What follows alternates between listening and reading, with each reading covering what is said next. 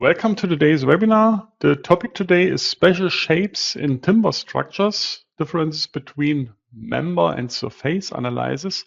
My name is Andreas Hörold. I'm responsible for marketing and PR, for example, technical content of the website, German and English webinars, customer projects, and so on. I will be the moderator today and I will answer your questions during the webinar. My colleague Bastian Kuhn will be the presenter today. He's responsible for the development of our timber design add-on, and he works also in the customer support team. Okay, I can tell you how you can ask questions, at least for the attendees who participate the first time. First, I switch off my webcam that you can see the full screen. Yeah, if you have a question, then just press that button with the question mark, enter your question here, press send, and I will receive your question and I will answer you. The other way is to watch the entire webinar and then email your questions to info@dlubal.com. Okay, that's at the moment all from my side. I hand over to Bastian. Bastian, it's your turn. Yeah, thank you, Andreas, for the introduction. As announced today, I want to explain you the design of special shapes from members and compared to special shapes from surface. That will be the first part of my blog today. And I would like to close the demonstration today by the integration of special shapes into a 3D supporting structure. To show this, I will directly jump into the program and define a model. As an add-on, we will use the timber design today as the only design add-on that we will need. As standard, we will use the Eurocode, this timber, together with the German annex. The standard group for the load wizard will also be the Eurocode, and timber design also according Eurocode 5 with the German annex. Everything else we can leave as default, set it. And usually when we design structures here in RFM 6, we are doing this via definition of sections and beams. But today I want to show this by the Dlubal center and the blocks inside it. So when you go there in blocks and beams, you have their so-called glue laminated beams, which is a special shape geometry. And hold on, I will have to close the presentation. There are 3 beams, but when you scroll a little bit down to the timber blocks that we have in here, you can see that, wait, I have to look for them. Where are they? Steel, where's steel? Come on. Here, timber structures. That's what I was looking for. Glue laminated beams. So you have here all the geometries that are regulated in the Eurocode as a design special geometry, also fish build girders and so on. But we will choose this ones here because it has an advantage that you can integrate from the surface also a beam. So therefore we will load this second block type GLB MS301 into our RFM 6. So when the block's opened, you can define the structure here, and the advantage, what I meant, is that here you can define either a member, a surface, or a surface result beam. We will start with a member. You can define the support on center lines, that is possible, and so on. As a beam length, we will choose a length of 41 meters inside here. Hold on, right here. That means that the geometry will become invalid. You see it here, it cannot be rendered anymore, so it's invalid, but it does not matter. We will use the definition via the ridge height and the edge height, so HAP and HS. We will use the angle will be automatically calculated, and the beam height in the ridge, we will choose 2 meter 41 centimeters. Still, it's invalid then, but when we change the eave height to an amount of 1 meter 36, it can also be generated again. Beam width, we will define by 24 centimeters. The material we will leave with the GL28C. The support on the left side, we will define U, and it should be unmovable in X, Y, and Z direction, and also clamped around the X axis. Then as the next step, we will modify the support on the right side. It will also be not movable, it will be movable in UX direction and clamped in the other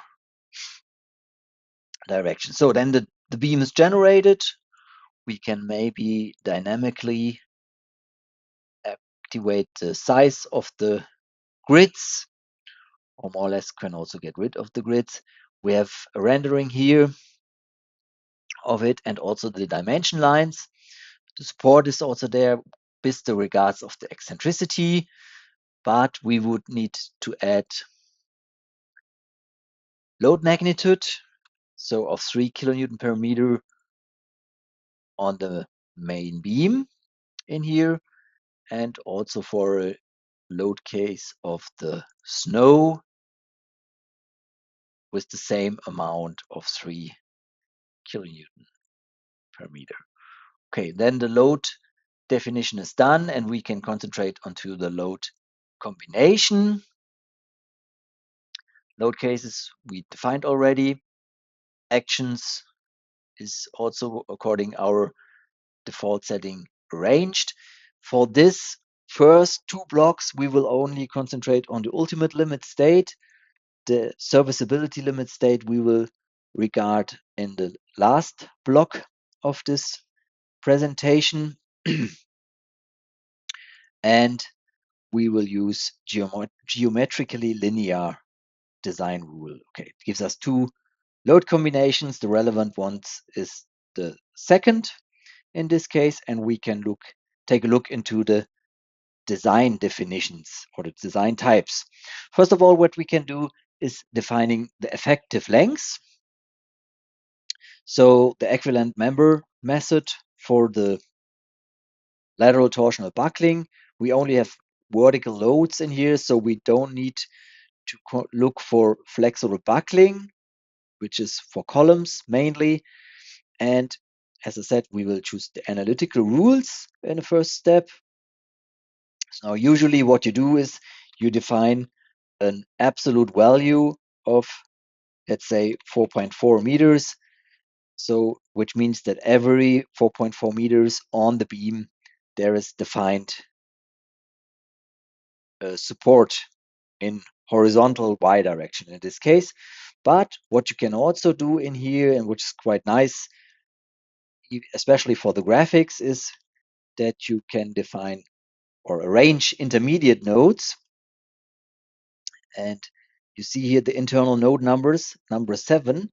And when you give this a displacement in Y direction, you can also see graphically where your supports are arranged. And okay, that will be not sufficient for our lateral torsional buckling problems that we have in here, but for just try and just for looking how it works, it would be quite interesting to see if it's possible to do the lateral torsional buckling stiffening with just one support in the ridge in the middle.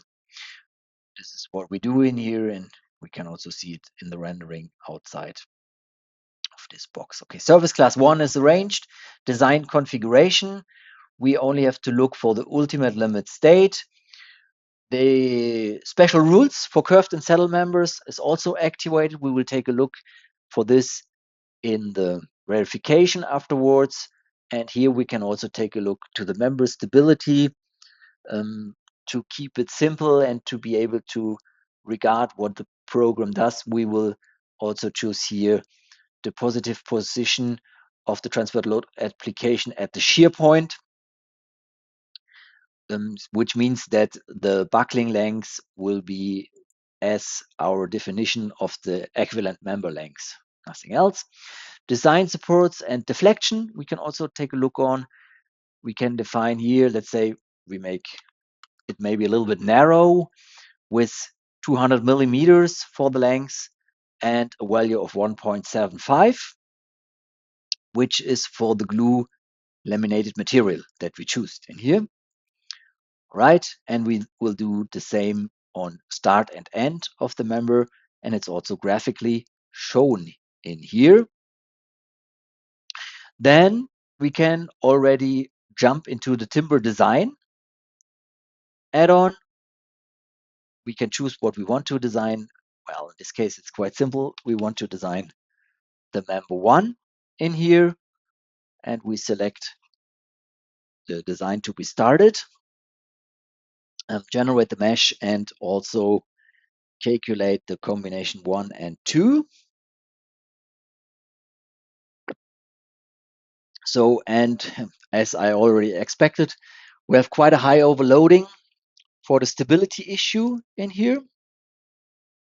Nevertheless, we will take an overview over the whole ratio in it. So you see the rest of it is, yeah, not really design giving, but what maybe makes sense is to take a look into it if the tensile stress perpendicular to the grain is also regarded, and also the bending increasing or decreasing of the strength is regarded. So here you see the tensile stress perpendicular to the grain is regarded, and if we go one verification above, hold on, in here, also by a double click, take a look into it, you see that these factors K1 and KL, which regards the decreasing of the bending strength, is regarded. Well, the angle is quite low, below 3 degrees, so actually there is no effect on it, but this is the case where it would occur or be regarded in case it has to be regarded by the standard. Okay, so stability issue is done.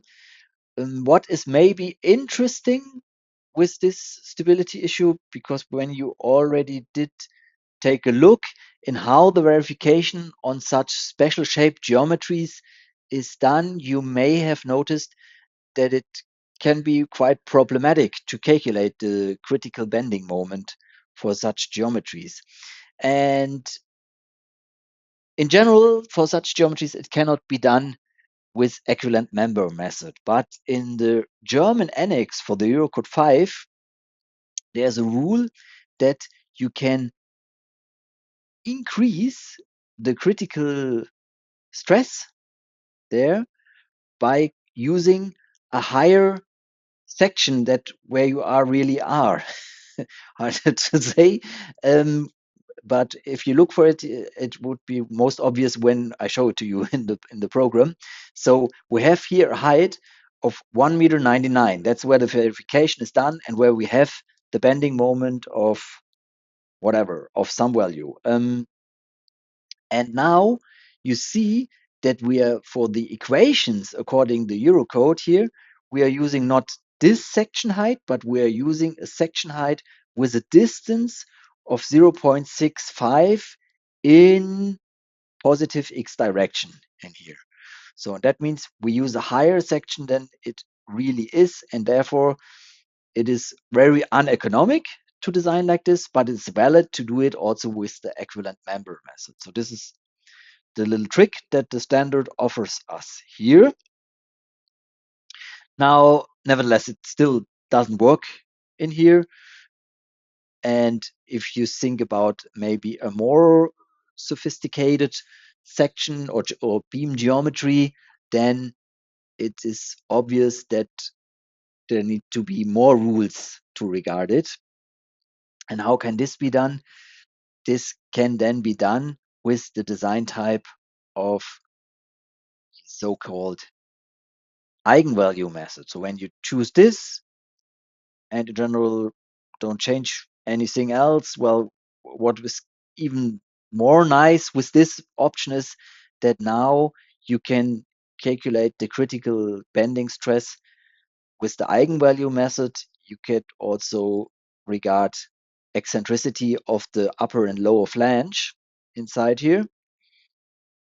What we could do, but yeah, right now we want to compare it with the equivalent member method, and therefore we calculate it again.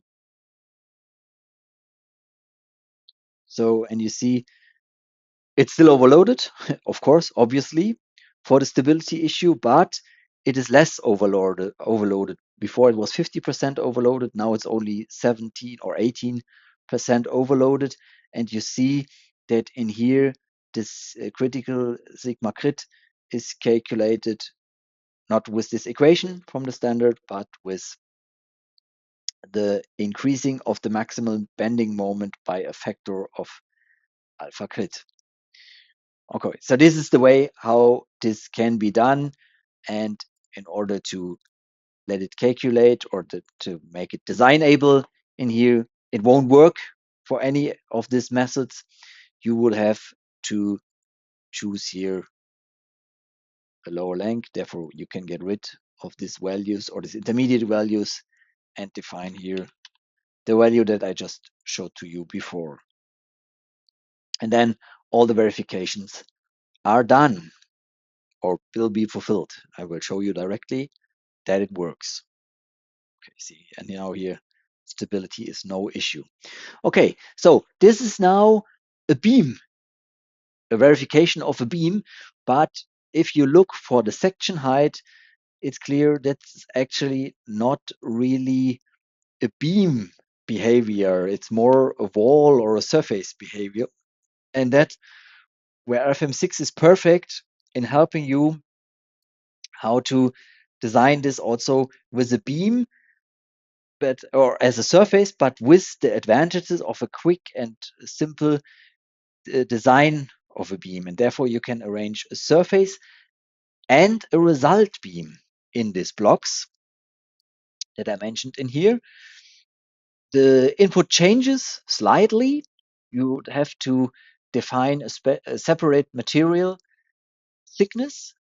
It has to be the same material, but with a very important difference here in the material model, because on a surface, an isotropic material model is no longer possible because we have now a 2D material behavior, and therefore we define an EX much bigger than the E modulus in Y direction.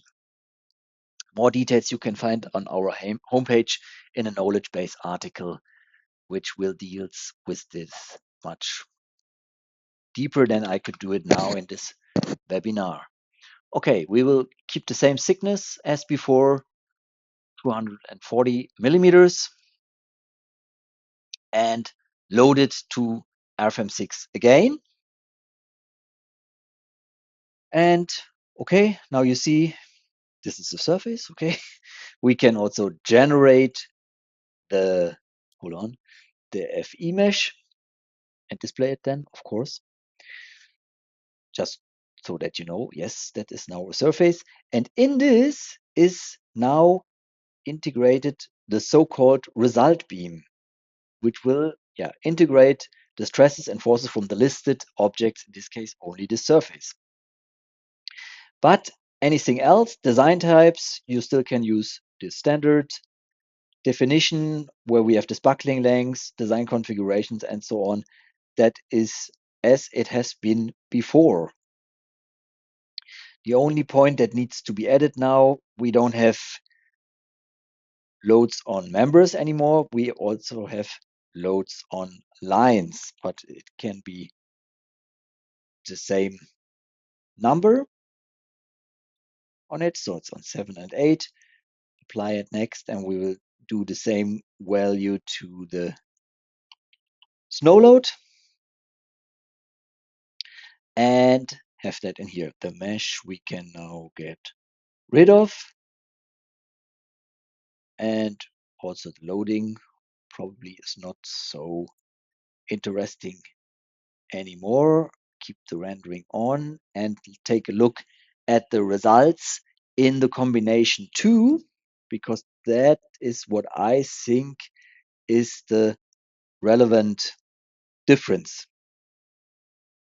Okay, you still have the members and the member internal forces in here with this bending moment, which is similar or the same like it has been before.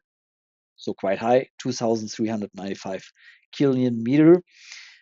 But now you also have surface internal forces in here, and therefore there you have Nx, which is your bending moment, can be compared quite good, and also your Ny, which is the tangent lateral to the grain. So you see it perfectly here that you have here this tension stress because of the fibers in the timber tearing apart from each other. And here you have the shear force. And now with this information, you can much better create or change the geometry than it is possible for a beam, obviously, because in a surface you can easily draw holes or integrate stiffeners from screws. All this is possible in this surface geometry, and it's much more complicated to do that in the beam. And one other advantage of it is, you cannot design members and surfaces in it, so which is quite nice to do, and get the results from both, and also use the results from both for your design purposes. So you see, member verification more or less the same than we've had before. And here we have now also design ratios on surfaces. What is maybe interesting in there is then maybe to take a look at bending compression stress and bending tension stress. So when we display stresses, and maybe put this here and choose a point what we want to design. So you see on top of the beam, of course, you have bending, but bending compression stress, and on the bottom you have tension, bending tension stress in here, and that can also be used for your further design or for a detailed design process. Okay, this is how beams and surfaces can be compared, and now I want to calculate a 3D hall with you. So we name it 3D hall as a new project. And here we will choose the same add-on as before. So everything else is the same. Not worth mentioning it in detail. Oh, and while this is generated in here, I want to share with you 2 pictures just to show you how this geometry or the geometry can look like in the reality. So that's quite a bigger hall with columns also made from timber in here and clamping the trusses in between. So now, of course, it's possible to model that all, but as our topic today is defining special shapes, I would like to only concentrate on the special shapes in it. Therefore, I will now draw a section here directly in Airframe 6. And if you look for distribution type, you have here several section distributions. I will start from the bottom of it with the fish beam, linear with roundings. You can see you can add cantilevers, it can be asymmetric and so on. Then you can go to the third register, to the section 2, define a length, let's say for example 12-meter length, and here a ridge height of what did I do there? I don't know. Yeah, we leave it actually by 1.2, and a height of 0.6 meter, and then an inclination angle of 8 degree and an inclination of the bottom edge of 10 degree. So, and now this is valid. Similar, it would work with the fish beam parabolic. Also, the pitched cambered beam with constant height is quite similar to the pitched cambered beam with variable height. That's why I'm only showing you the most complex one. There also you have several options what you could do with it. Capped with loose ridge wedge will be a reducing of the tensions lateral to the grain. When we define the length for this beam here, let's say make it a little bit longer with 20 meters, and of course beam height at the edge of, I don't know, 90 centimeters. Okay, then it can also be generated and used for the further design process. All right, then when you have arranged that, now we want to define quite a similar section than we did use in the example before. This will be the so-called distribution type cell. We will keep it by 50% and arrange at the bottom. We will define the member start with an eve height of 1 meter 36. The member end can be similar because I want to have it symmetric in this case. And the eve or the ridge point will be 2 meter 49. The design types I will concentrate later on.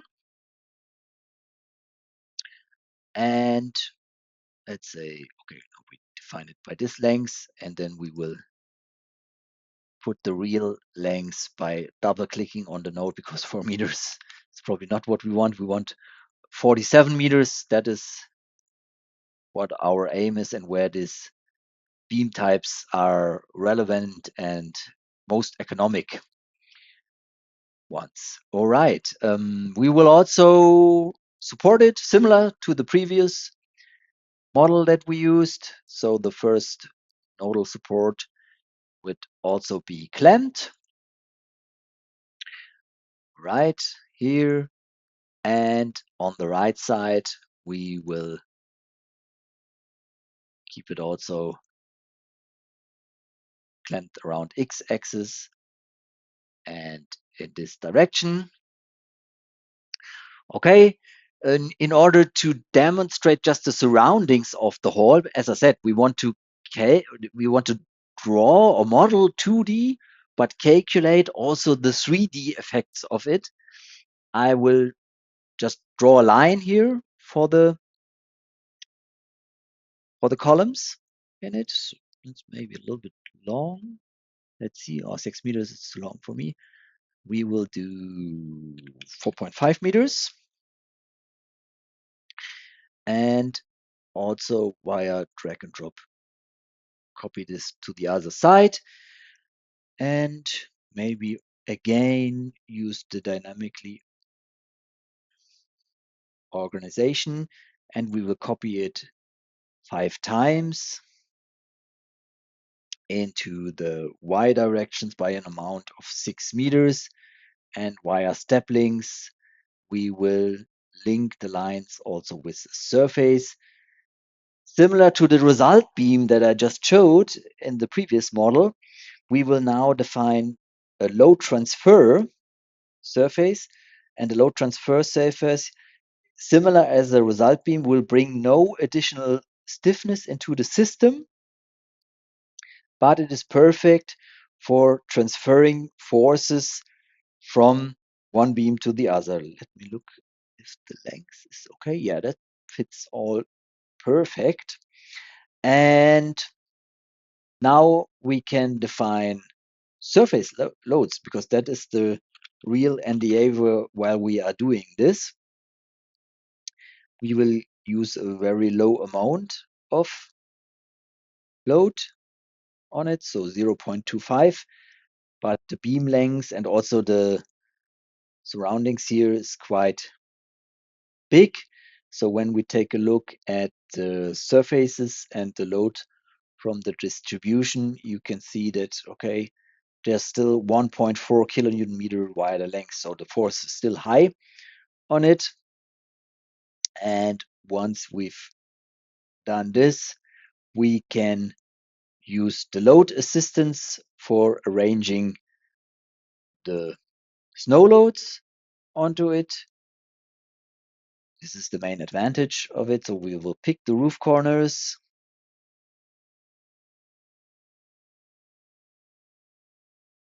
Oops and oops. All right. We will use maps and parameters. Let's say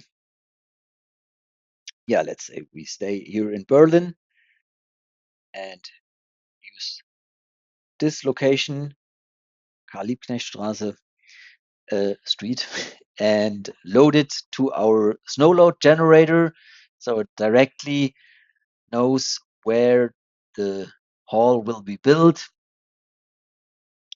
We will automatically also generate the load case, and then this is done, and we switch to the next chapter. And if we display it is separately and also use loads from distribution surface like before, you can see, okay, the load now here is quite high with 4 kilonewton per meter already. All right, this is snow load. Now only missing is wind load. So we use the wind load wizard, similar to what we did before. Pick the geometry. Okay, the walls on the bottom. As I said, we do not have columns in here. What, of course, you could do. So therefore, the walls are not so sensible to be used, but the roof definitely is. Yeah, we'll use the same parameters and generate also those load cases automatically and have them generated in this way. And now all we would need to do is take a look at load cases and combinations. Yeah, the national annex I want to choose with Germany. In here, the combination wizard is activated. The snow load, I need to define here or tell him that it's the load duration short term, because this is special in or different in Germany to some other countries. Design situation, we will use ultimate limit state and serviceability limit state, geometrically linear, and now we have generated 79 combinations of it, right? So this is also generated, and now when we look, for example, for the one of the snow load cases, you can easily see that for the design process, it's probably not relevant to calculate the edge beams for the, at least for the stress. Sure, for the connection forces on the supports, but not for the stress. So therefore, there it is sufficient enough to calculate the middle beam here. So when we go into the timber design process, we can skip the design all and just use this member 3 here for our design process. And now we only need to define the design configurations on this member. So similar as before, or as in the model before, we will choose the analytical verification with an absolute value length of 4.4 meters. Select OK. The service class we will keep as 1. Ultimate limit state, there's nothing to change, but where we need to keep an eye on is the deflection, because the deflection will probably be very high, and therefore in the German annex, similar to a lot of other annexes in German in the Eurocode, the limit values can be reduced if it's a building where it's not so relevant to look for these values, or where they are not so important. And this is the amount how you can do this in Germany, to limit this or to reduce the limit values actually. In here, again, design supports, we can also define, we believe this length, and also choose again the increasing of the according the glulam material. All right, this is this pre-camber. We can also do about 160 millimeter in it, then press OK, and yeah, let it calculate it. Actually, there is a mistake from my side. I don't know if I can skip this now. Yeah, okay, I can skip this. So because I wanted to show you how to reduce the amount of the load combinations done. So because in the first step, when you do the design process, probably the deflection will be too big in here, and the pressure support is also an issue in here. So for designing it, ULS and characteristic serviceability limit state is the most important points, and therefore only the load case 2. Oh, I'm missing the load case 2 here actually. That's right in here. Okay, so therefore I'm only designing on this load case in here. Let me take a look. Yeah, that's okay. And the same is actually valid also for the characteristic verification. So let's say we do it there similar. And objects to design we did already, and we can calculate it now. And now only 2 load combinations need to be calculated, which is not so relevant for the speed process in it, but also for the checking and controlling if the inner forces are all right. Therefore, it's a big benefit to use. You see the inner forces are already calculated now, and it's 3 seconds or so. And if you think about 3 seconds each case, even by 200 load combinations, that's not so relevant. Okay, but here serviceability is really, really bad, and also the section proof is bad. Okay, what has happened in here? Serviceability characteristic in that direction. There's probably something going on. We have to take a look at the combination 44 and look for static analysis and the deformation. So that's 22 centimeter. That is actually all right. Nothing too serious. Double support, but the limit is 200. Yeah, that is 20 millimeter. That is not really realistic. We will have to take a look what was going on in here.